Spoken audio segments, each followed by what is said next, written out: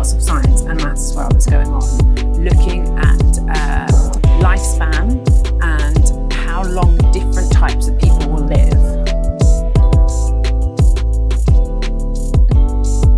We don't know it, just dancing, it depends with the tribe that you come from, actually. In Luo, we do celebrate by dancing, eating.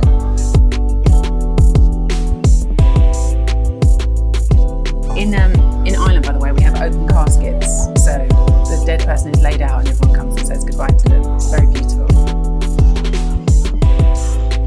Mortician talk. Hello guys, welcome to the earliest podcast. This is where we educate people on matter to do with the mortuary. And today I have a very great friend and the best visitor ever. She's HonFREng, an author, radio and TV presenter. Sure. Yeah. So tell us and more. a mathematician. That's the best. Other stuff's my side hustle. This is, the mathematician is my main hustle. Yeah. This channel, I do educate people on matter to do with the funeral home, that's mortuary. And I would like to know, like in your country, how is the funeral home department look like? I would like you to picture for us the mortuary, how it looks. Yeah. Okay, so I have to tell you that I've never stepped foot inside a mortuary in the UK.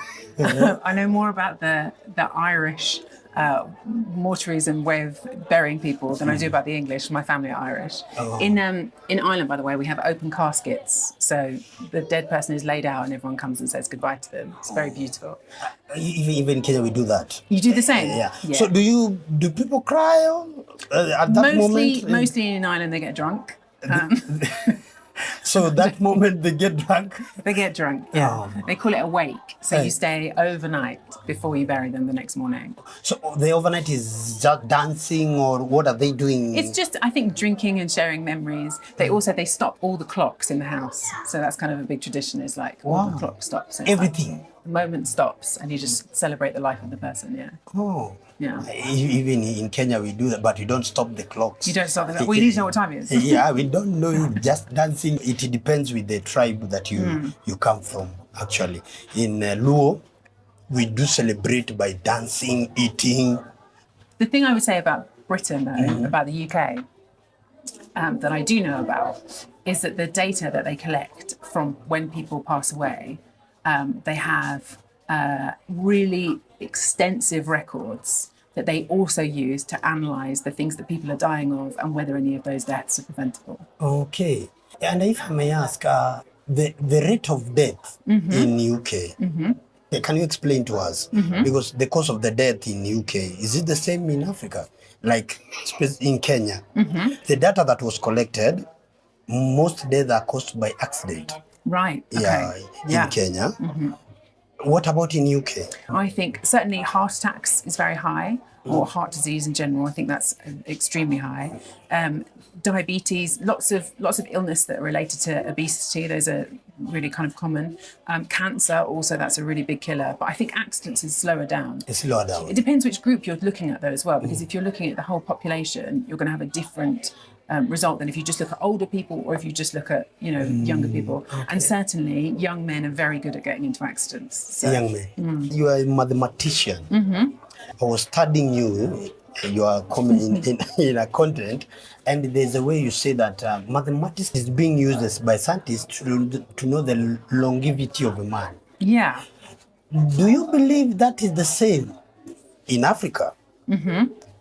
Okay, so it is definitely true that there's lots of science and maths as well that's going on, looking at lifespan and how long different types of people will live.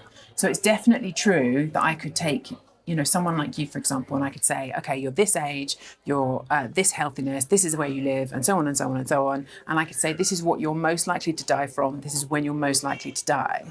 But you have to be careful not to make something called the ecological fallacy, which is where you can say on average, for people on average like you, this is what might happen, but it doesn't mean that it's true for you as a person, right? So that's kind of one part. The whole idea of working out how long people is going to live is based on big populations. But then the second thing that's important to say is that a lot of these studies are based on basically white guys in America, right? So it means that we have really, really, really, really amazing data for what happens to white men who are born in America between the ages of like 19 and 35. But we don't really have any data for different countries, different ethnicities, different gender as well. I mean, there's a huge push at the moment to even gather data for women, and loads of stuff that affects women that doesn't affect men has just been completely ignored. And I would say the same is true for how those numbers change in different geographical regions. And I think that the data that's collected on Africa particularly has been really underserved. Wow. So in fact, actually, I have a PhD student at the moment. Yeah. So during COVID, what a lot of people did is when they were trying to work out how COVID would spread in Africa, they sort of picked up all of these models from like Europe and America, and then they just applied them to Africa, and they didn't take into account all of the ways in which culture is different, like your cities are different, all of this stuff is different. And then they were really surprised when the models didn't predict how this disease was going to spread. So my PhD student at the moment is trying to work on creating a model for disease spread that actually works for Zimbabwe, that takes into account how people actually live and work and move around in Zimbabwe. Wow, that's great. Yeah. Another question that I may ask, on the issue with computer, in future, what could be your view on the mortuary?